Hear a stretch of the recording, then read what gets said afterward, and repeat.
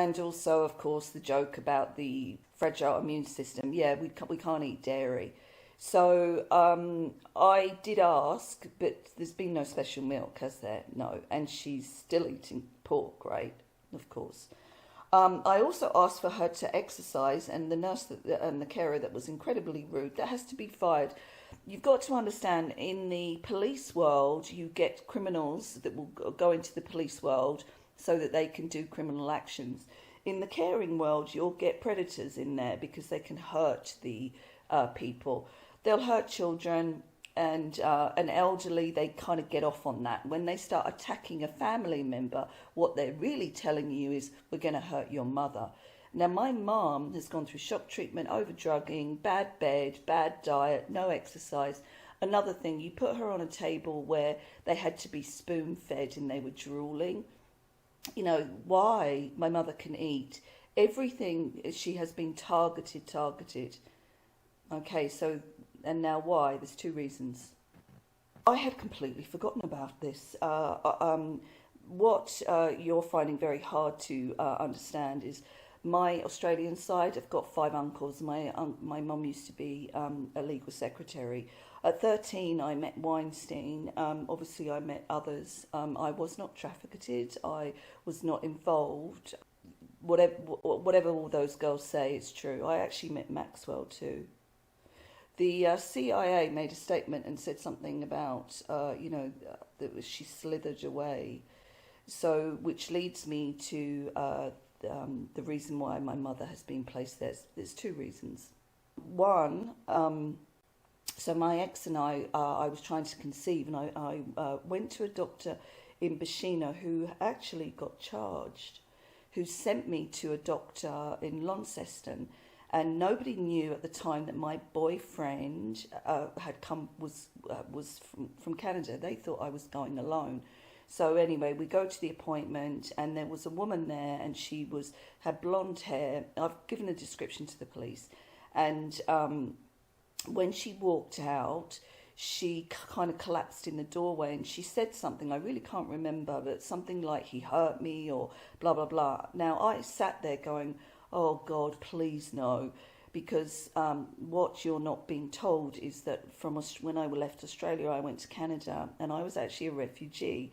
I spoke out about D'Angelo. He was head of the children. Yeah, it was really serious. I also spoke out about many people, and of course, but in that Canada was very much like Australia was in the 80s, underbelly of life. And so they gave me 5 years, and got out of me as much as possible, but when I wouldn't make the statement, because I really had no concept of really what I was saying, they kicked me out, and they kicked me out back to Australia. Oh, sorry, I spoke out about the girl bellies. They're the ones whose drugs have been taken.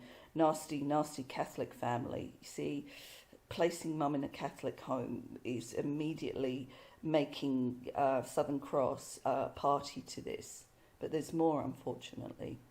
I have made a statement about this, so anything that's connected to the girl bellies, you have to keep away, big time, big time. You have to remember that these people, it's like the top job in life is actually the Governor General, because Prime Ministers come and go, guardianship members come and go, but big nursing homes, you go on and on, don't you?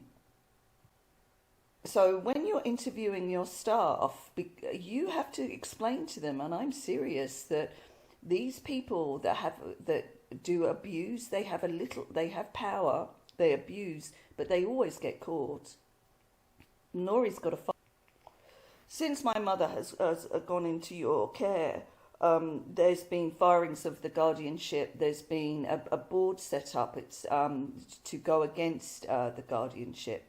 So what the guardianship did, I made a statement against the doctor, and my boyfriend at the time was furious. So we went in for the appointment. I knew something wasn't right. Obviously, I've had a history of bad doctors, and he was sniffing his fingers. Disgusting, right? he was sniffing his fingers all throughout. So obviously, if the woman, I didn't ever see the woman again. Clearly she made a statement. My ex was furious. We made a statement in Canada. So you understand, I went to Canada and made a statement about one of the top doctors of Australia. I then come back and that happens. Well, obviously I had to leave, so I went to England. It's disgusting. And so that should have been the end of it, right? Of course. So my mother was living in Melbourne under the Gelbellies. Oh, you can imagine what life was like.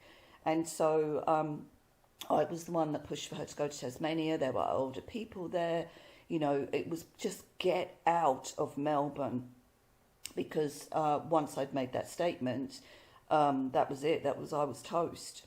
So when Mum went into Roy Fagan in Central, there was a doctor, is it Michael or Matt Fasnet? He was the one that put in twice for her guardianship, completely over drugging. They have maggots in skin neglect there. They have a huge amount of neglect. Just Google them and they're frightening.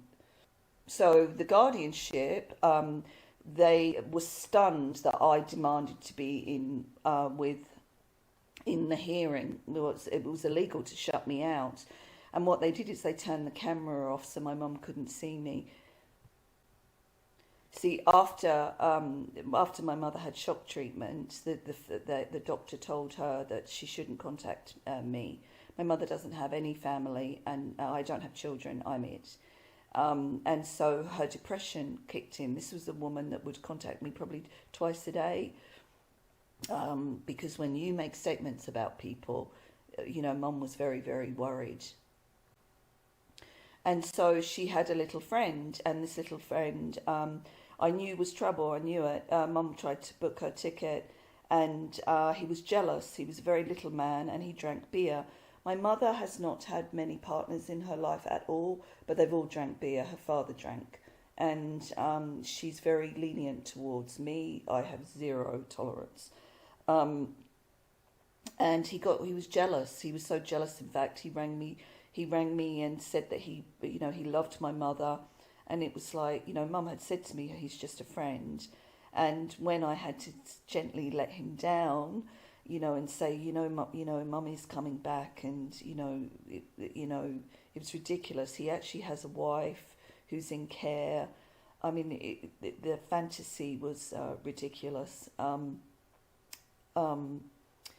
He actually, because he knew how this was panning out. He then decided that he couldn't contact me, so I had no concept of what was going on. And in all that time, I only saw my mother's face once on Skype with him, but he wouldn't allow her to do Skype any other time, and he didn't contact me. So what happened to him was that when Mum moved into Mount Esk, he rang her and told her that he had another friend. Yeah. So my mum was then stuck alone. She'd made the choice of a man who drank beer. But she did it because she was in fear, right? So of all the places in the world, so when the hearing, they took off the camera. So it meant that my mother actually hasn't seen my face for 3 years now. I, in turn, haven't seen my mother's face. I don't know if she's got sores. I don't know. And it's illegal what you're doing. Yeah, Graham also did a dirty trick of saying, but I tried to contact her, but his daughter managed to get through. And so please don't say you've tried to contact me, because the phone works. I've left every single contact detail possible. And the reason they placed my mother with you was that Dr. Jenny Davidson is the practice partner of the Sniffing Fingers doctors. So by placing her there, it meant that she was under Dr. Jenny Davidson, who, remember, has hidden, which is illegal.